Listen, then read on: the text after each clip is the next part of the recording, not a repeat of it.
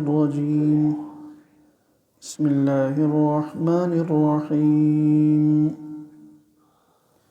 إن ربكم الله الذي خلق السماوات والأرض في 6 أيام ثم استوى على العرش يدبر الأمر ما من شفيع إلا من بعد إذنه ذلكم الله ربكم فاعبدوه أفلا تذكرون إليه مرجعكم جميعا وعد الله حقا إنه يبدأ الخلق ثم يعيده ليجزي الذين آمنوا وعملوا الصالحات بالقسط والذين كفروا لهم شراب من حميم وعذاب أليم بما كانوا يكفرون۔ سورہ یونس کی آیت نمبر 2 ہے اور 3۔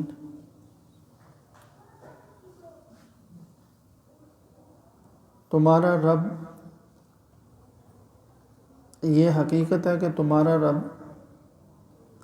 وہ اللہ ہے جس نے آسمانوں اور زمین کو 6 دن میں پیدا کیا، پھر وہ عرش پر مستوی ہوا، یدبر الامر، اور سارے امور کا یا ہر چیز کا وہ انتظام اور تدبیر کر رہا ہے۔ ما من شفیع من بعد الا من بعد اذنہ، کوئی بھی سفارش نہیں کر سکتا اس کے سامنے مگر اس کی اجازت کے بعد۔ ذالکم اللہ ربکم، یہ عظیم الشان اللہ تمہارا رب ہے، فاعبدوہ، صرف اسی کی عبادت کرو۔ افلا تذکرون، کیا اب بھی تم لوگ دھیان نہیں دیتے؟ الیہ مرجعکم جمیعا، اسی کی طرف تم سب نے لوٹنا ہے۔ وعد اللہ حقا، یہ اللہ کا سچا وعدہ ہے۔ انہ یبدأ الخلق، اسی نے ساری مخلوق کو شروع میں پیدا کیا، وہی ساری مخلوق کو شروع میں پیدا کرتا ہے۔ ثم یعیدہ، پھر وہی اس کو دوبارہ پیدا کرے گا۔ لیجزی الذین آمنوا وعملوا الصالحات بالقسط، تاکہ جو لوگ ایمان لائے اور انہوں نے نیک اعمال کیے، ان کو انصاف کے ساتھ صلہ دے سکے، بدلہ دے سکے۔ والذین کفروا، اور جن لوگوں نے کفر کو اپنا لیا، ان کے لیے کھولتا ہوا گرم پانی ہے، دردناک عذاب ہے، اس وجہ سے کہ انہوں نے حق کا انکار کیا تھا۔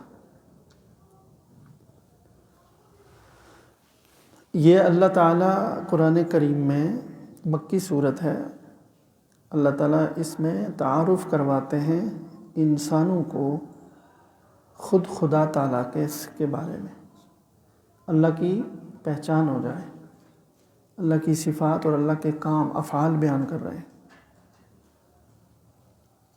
سارے انسانوں میں خدا کا تصور تو ہے، اس وقت بھی جتنے مشرکین تھے سب اللہ کے تصور کو مانتے تھے، یہ مانتے تھے کہ اللہ تعالیٰ ہے، لیکن اس کے ساتھ اللہ تعالیٰ کی صفات کیا ہیں، تعارف کیا ہے، یہ نہیں پتہ تھا۔ اللہ کرتا کیا ہے، یہ بھی کچھ پتہ نہیں تھا۔ ہم سے کیا تقاضا ہے اللہ تعالیٰ، ہم سے بھی کچھ ہے یا نہیں ہے، یہ کچھ خبر نہیں۔ تو اس کے نتیجے میں کیا تھا، اپنی مرضی سے اللہ تعالیٰ کے بارے میں بھی ایک تصور اور عقیدے اپنی طرف سے گھڑے ہوئے، اور مختلف جو ہے آستانے بنائے ہوئے ہیں، ان کے سامنے سر جھکاتے ہیں، بت ہیں، بہت سارے بت تھے، اور ان بتوں کے بارے میں ان کا یہ عقیدہ بالکل نہیں تھا کہ یہ اللہ کے مقابلے میں ہے، ہرگز نہیں، اتنے بے عقل نہیں تھے وہ، اللہ تعالیٰ کے نیچے ہی سمجھتے تھے ان کو۔ تو یہ کہتے تھے کہ فلاں ذمہ داری اس کے پاس ہے، فلاں اس کے پاس ہے، فلاں ان سب کے اوپر اللہ تعالیٰ ہے۔ یا جیسے عیسائی بھٹک گئے، انہوں نے حضرت عیسیٰ کو اللہ کا بیٹا قرار دے دیا، شریک بنا لیا، وہ بھی خدا ہے، مریم بھی خدا ہے۔ تو کسی درخت کو، کسی دریا کو، یا کچھ لوگوں نے سورج کو، جو اللہ تعالیٰ کی مخلوق میں جن کو کہا جاتا ہے مظاہر فطرت، ان کے اندر کچھ عجیب و غریب شان دیکھی تو ان کے سامنے جھکنے لگے، اور یہی کہ یہ اللہ کی بڑی مخلوق ہے، یہ اللہ کو بڑی پیاری ہوگی، میں اس کو سجدہ کروں گا، اس سے اللہ راضی ہوگا۔ یہی تھا، یہی عقیدہ تھا، یہی جراثیم۔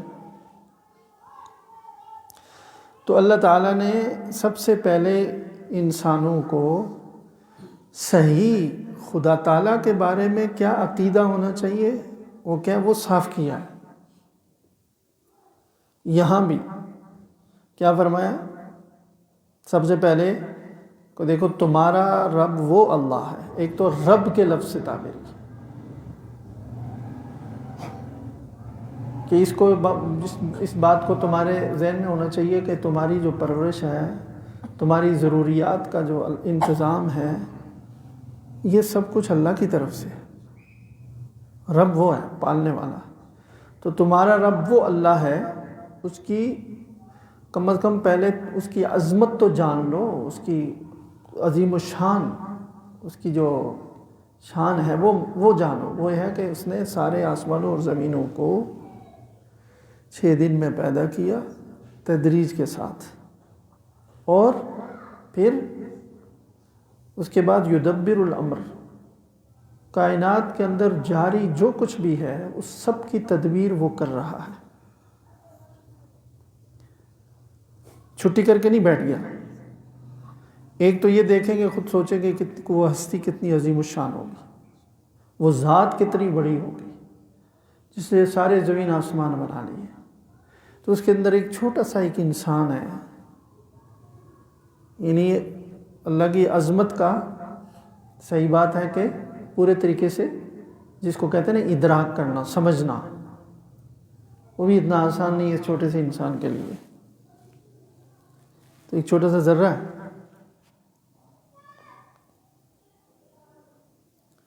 تو یہ ایک بات یہ بتائی کہ دیکھیں یہ ذہن میں رکھو، جب اتنی بڑی خدا کی ہستی ہے جس نے ساری کائنات کو بنایا، اور اس کے بعد وہ تدبیر میں بھی لگا ہوا ہے، تدبیر ہر بڑی چھوٹی چیز، ذرے سے لے کر کے بڑی سے بڑی چیز جو اس کائنات کے اندر ہے، وہ اللہ تعالیٰ کی تدبیر کے نیچے ہے۔ تو تم مت سوچو کہ تمہارے کام، تمہارے معاملات اس سے وہ بے خبر ہے، یا یہ کسی اور کے ہاتھ میں نہیں، وہ خود کر رہا ہے، یدبر الامر۔ تو یہ صاف کیا ایک یہ عقیدہ کہ یہ تم نے جو مختلف کچھ اللہ کے سامنے سفارشی بنائے ہوئے ہیں، یہ اللہ کا پیارا ہے، یہ سفارش کرے گا، یہ کس نے تمہیں بتایا؟ کہ کیا دلیل ہے تمہارے پاس؟ ما من شفیع الا من بعد اذن۔ اچھا دیکھیں، صحیح بات بتا دی اللہ تعالیٰ نے، جو حقیقت تھی نا وہ تو بتا دی، یعنی یہ نہیں فرمایا کہ کوئی اللہ کے ہاں سفارشی نہیں ہے، یعنی یہ بتایا سفارشی ہو سکتا ہے لیکن وہی ہوگا جس کو میں اجازت دوں گا۔ تو کوئی سفارشی ایسا مت سوچو جیسے دنیا میں ہوتا ہے کہ کبھی کبھی کسی کا اثر دوسرے پر اتنا ہوتا ہے کہ وہ اس کی سفارش ٹال نہیں سکتا۔ خدا تعالیٰ کے بارے میں ایسی کسی سفارشی کا مت تصور رکھو۔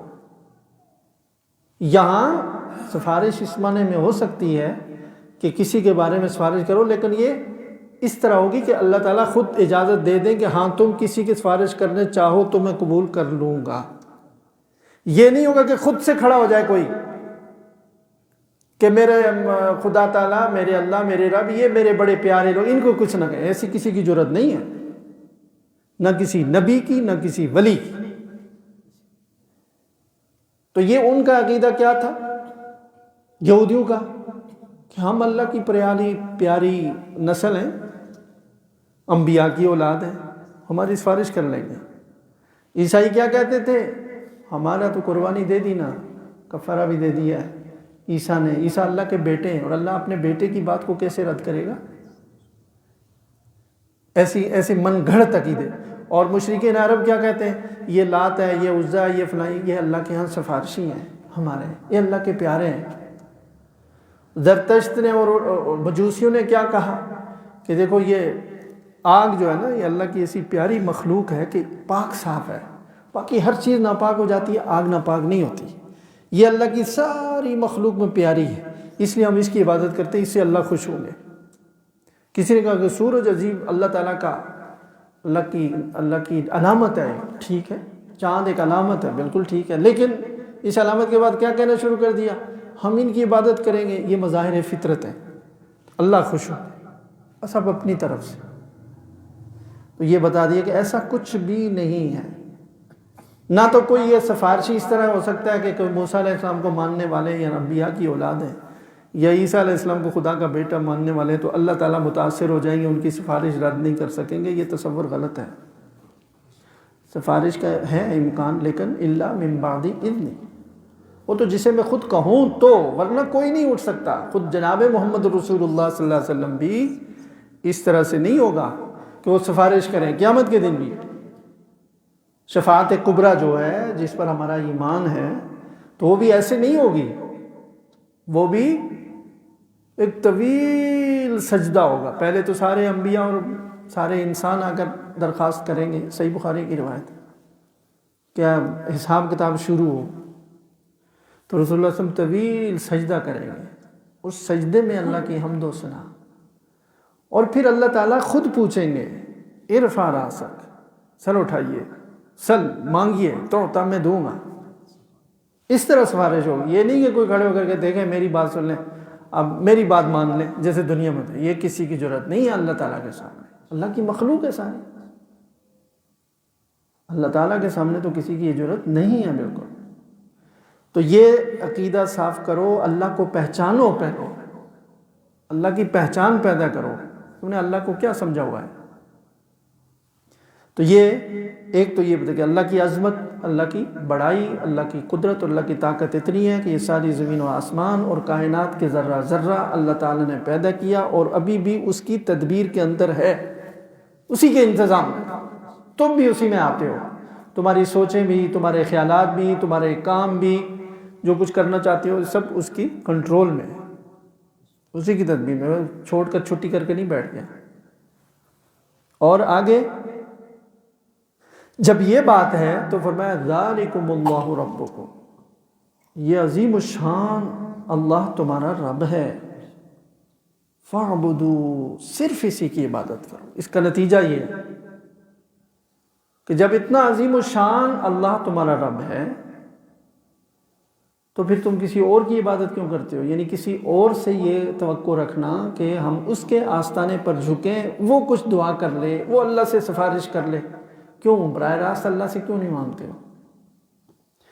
یہاں فرمایا سارے مفسرین کہ فاعبدوا کا معنی ہے وحدو، کہ صرف اسی کی توحید کے قائل ہو جاؤ، شرک سے توبہ کرو. جب یہ عظیم الشان کائنات کا جو مالک رب ہے، جس سے سب کچھ پیدا کیا اور وہ پھر تدبیر میں لگا ہوا ہے، فاعبدوا، اسی کی عبادت کرو، یعنی اسی کی توحید کے قائل ہو جاؤ. کسی کے بارے میں دل میں یہ خیال مت رکھو کہ کوئی اور بھی دنیا کا نظام چلانے میں کسی کا عمل دخل ہے. اس لیے کہ یدبر الامر، آسمانوں اور زمینوں کے جتنے کام ہو رہے ہیں نا، کوئی نیچے جا رہا ہے، کوئی اوپر جا رہا ہے، کوئی مر رہا ہے، کوئی پیدا ہو رہا ہے، کسی کو بادشاہت مل رہی ہے، کوئی دڑام سے اس کا تخت الٹ رہا ہے. جو کچھ ہو رہا ہے یدبر الامر، اس کی قدرت، اس کے کنٹرول کے اندر ہے سب کچھ. جو چاہے، جس کو چاہے، جیسا چاہے کر دے. ایک ذرہ چیونٹی بھی چلتی ہے اللہ تعالیٰ کے ایک سسٹم کے تحت اور کنٹرول کے تحت ہے، اللہ تعالیٰ اس سے بے خبر نہیں ہے۔ تو فَاعْبُدُوا، لہذا عبادت صرف اسی کا کرو۔ یہ جو جراثیم تھے نا، مختلف چیزوں سے عقیدت تھی ان کو، کبھی کسی چیز، جیسے ہندو کو گائے نے فائدہ دے دیا، گائے بڑی فائدہ مند ہے، بھائی اس کی عبادت شروع کر دو۔ کوئی جمنا، گنگا اور جمنا دونوں ملتے ہیں اور ایک عجیب دو دریا ہیں، بس عجیب اللہ کی قدرت ہے، ان کی سجدے شروع کر دو۔ یہ ہندوؤں کی جو مزاج ہے نا، ہمارے مسلمانوں میں بھی آ گئے۔ دیکھتے نہیں جگہ جگہ جھنڈیاں لگی رہتی ہیں، پتہ نہیں کیا ہے، کسی قبر میں، کسی بزرگ کی قبر میں کیوں لگاتے ہیں جھنڈیاں؟ یہ کیا ہے؟ کچھ ہے نا دل میں عقیدہ جس کی وجہ سے لگا رہے ہیں۔ شیطان نے سکھا دیا جھنڈی لگانا آسان ہے، مسجد میں نماز پڑھنا مشکل ہے، وضو کرنا پڑے گا، پاک کپڑے کرنے، کپڑے پاک ہونے چاہیے، ٹائم ہونا چاہیے، نماز آنی چاہیے، ایک تو کچھ کرنا پڑے گا۔ وہ جھنڈی لگانا کیا ہے ایسی؟ شیطان نے کہا یہ اللہ کے پیارے ہیں، تمہارے کام ہو جائیں گے، تم ادھر یہ جھنڈی لگا لیا کرو۔ کس دلیل پر؟ یہ ہے وہ عبادت کا ایک رخ یہ بھی ہے، اللہ تعالیٰ کو چھوڑ کر اللہ کے سوا کسی اور سے کوئی دل میں یہ امید اور توقع رکھنا کہ یہ اوپر سے کہیں سے، یعنی اسباب سے ہٹ کر میری کوئی مدد کرے گا اس طرح سے، یہی تو شرک کی ابتدا ہے۔ اور کیا ہے؟ یہی کچھ مشرکین مکہ کرتے تھے، یہی تو آغاز ہے۔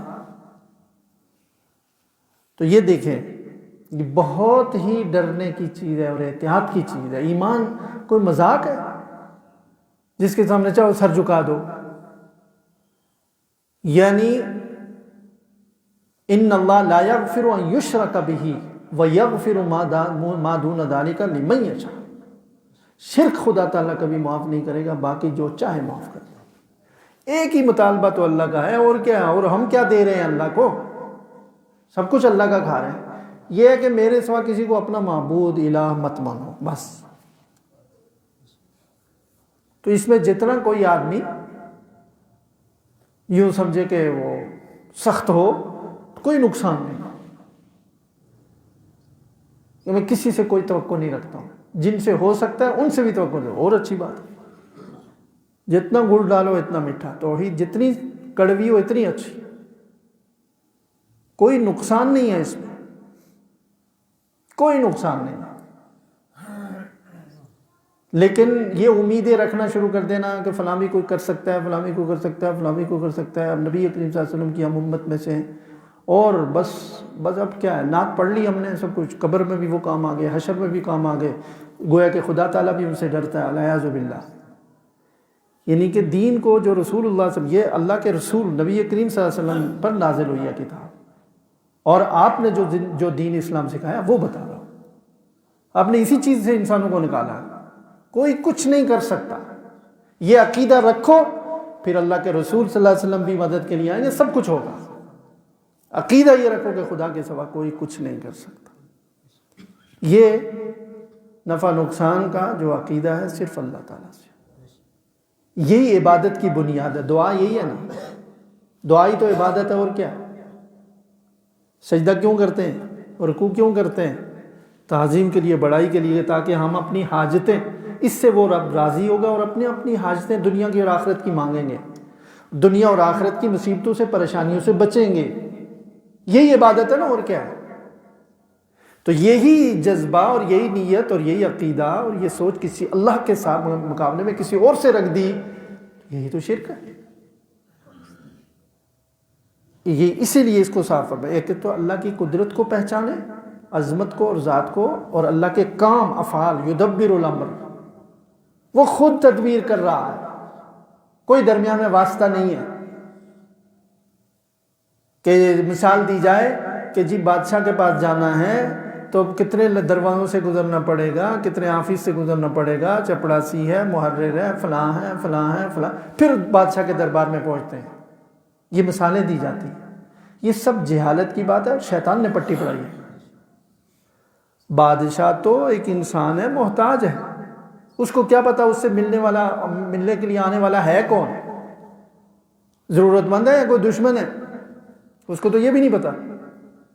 پھر یہ کہ وہ تھکتا بھی ہے، ہر وقت سب کی خدمت کے لیے حاضر نہیں ہو سکتا، تو اس کو رکھنے پڑتے ہیں بندے روکنے کے لیے۔ اللہ تعالیٰ تو ورا ان چیزوں سے بالا تر ہے۔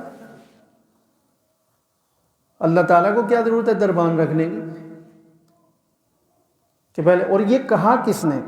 اللہ تعالیٰ یہاں براہ راست تو خود فرما رہے ہیں۔ جو بات اس قرآن میں اللہ کا تعارف ہے اور رسول اللہ صلی اللہ علیہ وسلم نے ساری زندگی جو سمجھایا، اس میں تو یہ کہیں بھی یہ پروسیس نہیں ہے۔ کہاں سے نکال دیا یہ؟ اپنی دکان چمکانے کے لیے کر دیا کسی نے؟ کیا کر دیا؟ پہلے ہمیں خوش کرو، پھر رب خوش ہوگا۔ تو دیکھو ایمان، اعمال تو ایسے جیسے کیسے ہیں، کوئی کچھ نہیں کہہ سکتا کہ اپنے اعمال کی وجہ سے کوئی بھی نہیں جائے گا، لیکن ایمان تو بنیاد ہے۔ یہی اگر گڑبڑ ہوا تو ہمارے پاس کیا سرمایہ، کیا پونجی ہے، کیا لے کر جائیں گے اللہ کے سامنے؟ تو اس لیے اس میں بہت زیادہ حساس رہنا چاہیے، بہت حساس۔ جس طرح اللہ تعالیٰ بتا رہے ہیں کوئی سفارشی نہیں ہے اللہ کے سامنے اس کے اذن کے بغیر، اس کے بعد ہی ہوگا۔ یہ تمہارا رب ہے، تم اسی کی عبادت کرو۔ پھر فرمایا افلا تذکرون، کہ اب بھی کوئی دھیان نہیں دیتے۔ یہ جب بتایا کہ خدا کی یہ ہستی ہے، پھر وہ تدبیر کرتا ہے، وہ سب کچھ، اب بھی اور ادھر ادھر تمہاری سوچیں جاتی ہیں۔ اور آگے پھر اس کے بعد فرمایا الیہ مرجعکم جمیعا، تم سب نے جتنے بھی ہو سب کے سب لوٹ کر اسی کے پاس جانا ہے۔ اگر دنیا کے کسی کام کے لیے نا، کبھی دنیا کے ظاہری مفادات کے لیے کوئی انسان کو کیا ہو، لالچ غالب آ جائے، خوف غالب آ جائے، کسی کو خوش کرنا ہے، کچھ کرنا ہے، تو یہ ذہن میں رکھو کہ صرف دنیا ہی نہیں ہے، بالآخر اللہ کے پاس لوٹ کر تم نے آنا ہے۔ یہ ذہن میں رکھو، الیہ مرجعکم جمیعا، تم سب نے اللہ کی طرف لوٹ کر آنا ہے۔ وعد اللہ حقا، یہ اللہ کا سچا وعدہ ہے، پکا وعدہ ہے۔ باقی آیات انشاءاللہ کل کریں گے۔ تو یہ خلاصہ ابھی تو وہی یہی چل رہا ہے نا، کہ یہ کیا بتایا اس میں کہ 6 دن میں اللہ تعالیٰ نے ساری زمین اور آسمان اور ساری کائنات کو بنا دیا 6 دن میں، اور بناتے ہی اللہ تعالیٰ عرش پر مستوی ہوئے اور تدبیر شروع کر دی، یدبر الامر، اور تدبیر چل رہی ہے۔ یہ جو لفظ ہے نا یدبر الامر، اس میں یہ چیز، یہ معنی پوشیدہ ہے کہ وہ تدبیر مسلسل چل رہی ہے، یعنی ایسا نہیں کہ کوئی چھٹی ہوتی ہے، اس میں چھٹی وٹی نہیں ہے۔ اللہ دن رات لا تأخذہ سنۃ ولا نوم، اللہ کو نہ اونگ آتی ہے نہ نیند آتی ہے۔ تو ساری کائنات جس ہستی نے بنائی، پھر وہ ساری کائنات کے اندر جاری جتنا بھی کچھ ہے اس سب کی وہ تدبیر کر رہا ہے۔ تو فوراً کہا بس اسی کی عبادت، اسی تم اپنے اللہ کی جو تمہارا رب ہے اسی کی عبادت کرو، یعنی اسی سے دعا مانگو، اسی کا سجدہ کرو، اسی کے نام کا صدقہ کرو، اسی کو راضی کرنے کے لیے روزہ رکھو، اسی کے گھر کا طواف کرو۔ یہ سب عبادات ہیں، کسی اور کا طواف جائز نہیں، کسی اور سے دعا مانگنا جائز نہیں، کسی اور کو راضی کرنے کے لیے صدقہ بکرا دینا جائز نہیں، اور کسی اور کے نام کا روزہ رکھنا جائز نہیں۔ تو یہ خالص توحید کے قائل ہو جاؤ جب وہ تمہارا، اور پھر الیہ مرجعکم جمیعا، تم سب نے پھر لوٹ کر اللہ کے پاس جانا ہے، آخرت کو نہیں بھولنا۔ اللہ تعالیٰ ہمیں ایمان کامل عطا فرمائے۔ جو معیار اللہ تعالیٰ قرآن کے ذریعے ایمان اور توحید کا چاہتے ہیں، اللہ تعالیٰ ہمیں وہ نصیب فرما دے۔